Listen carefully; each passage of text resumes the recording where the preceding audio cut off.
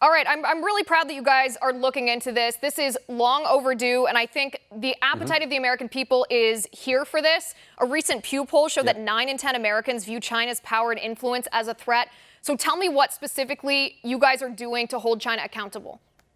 Well, we want some answers. Look, these institutions, they have these places of higher education have these institutes, which are propaganda platforms, but potentially they could be also places where espionage and spying is taking place. So we want some answers from these institutions. They're supposed to let the Department of Education know if they're getting big dollars foreign investment coming into their university.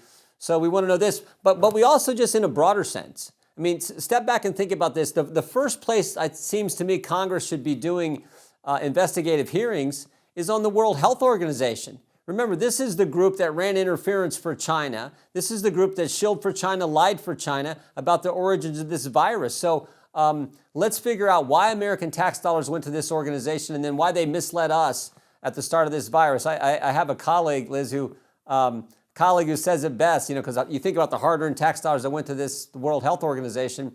He says, we don't have to pay organizations to lie to us. They'll probably do it for free. So let's check that out as well. But this whole issue of China's involvement in the things they do, and particularly the Communist Party there, is definitely worth investigation. So we did this letter, and we hope to get some answers soon. Yeah, and one of the things that you pointed out in this letter that I think is particularly frustrating for the American people, and then especially so in the face of this COVID-19 outbreak, is the fact that our taxpayer money is spent on college campuses. We essentially fund public universities across the country, and at the same time that our money is being given to these universities, they're accepting money from the Chinese government for these institutes, which means they're using our money alongside Chinese communist money for what other purpose than indoctrination? The Chinese have admitted that's what they're doing.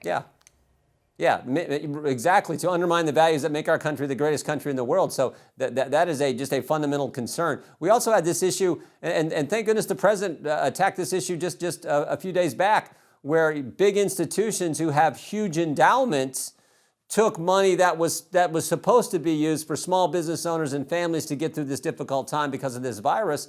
And the president said, for example, he picked out Harvard. He said, look, if you got a $41 billion endowment, you shouldn't be taking taxpayer dollars during this time. That money is for small business owners. And as you saw, Harvard gave that money back as well.